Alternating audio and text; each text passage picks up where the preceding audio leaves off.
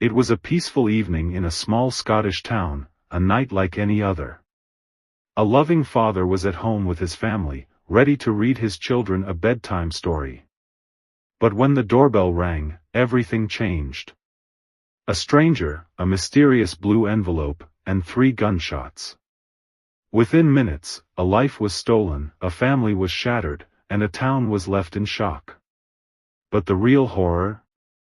Nearly 2 decades later, no one knows who did it, or why. This is the terrifying and heartbreaking unsolved mystery of Alistair Wilson's murder.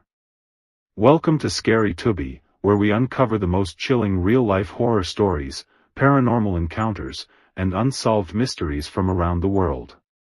If you love eerie stories that send shivers down your spine, make sure to subscribe and hit the notification bell so you never miss a video.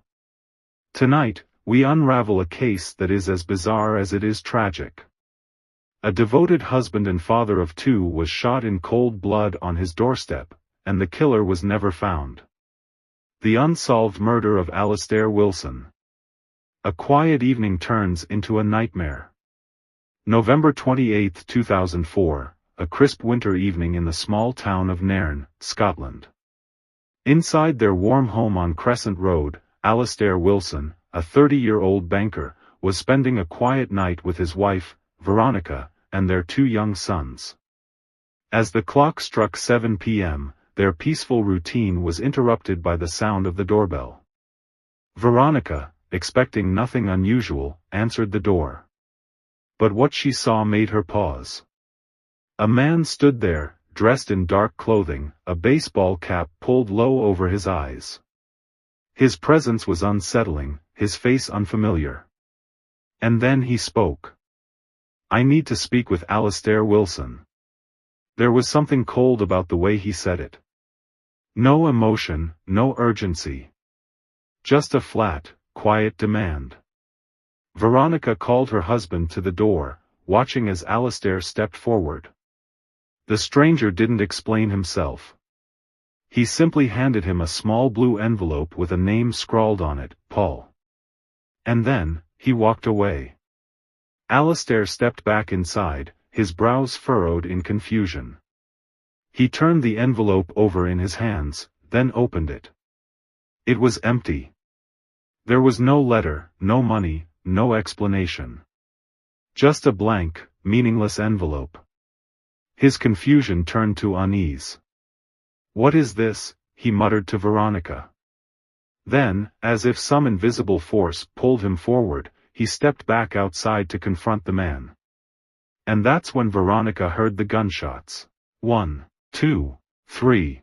She ran to the door, her heart pounding, fear rising in her throat. And there, on the doorstep, lay her husband. Blood pooled beneath him, his face twisted in pain. The shooter was gone. Vanished into the night like a ghost. Alistair's last moments were filled with agony, confusion, and fear. Veronica screamed for help, but by the time he was rushed to the hospital, it was too late. Her husband was gone. And so was any trace of the man who killed him. The chilling clue, a murder weapon with no past. Days turned into weeks, and the investigation into Alistair's murder intensified. Then, a breakthrough.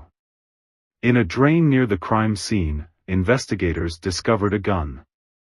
A small, 1930s German-made Hennel Schmeisser pocket pistol, an old, rare weapon. It had no fingerprints, no DNA, no clear origin. A murder weapon, without a past. Theories behind the murder. With no leads, no clear motive, and no logical reason why Alistair Wilson, a mild-mannered family man, would be executed, investigators began piecing together theories. 1. The planning dispute theory. Alistair had recently opposed an expansion project at the Havelock Hotel, a pub across the street. Some believe this anger may have led to deadly retaliation. But there was no proof. Just whispers. Just fear. 2. A financial motive. As a banker, Alistair handled large transactions. Could he have angered the wrong person? Someone who wanted revenge?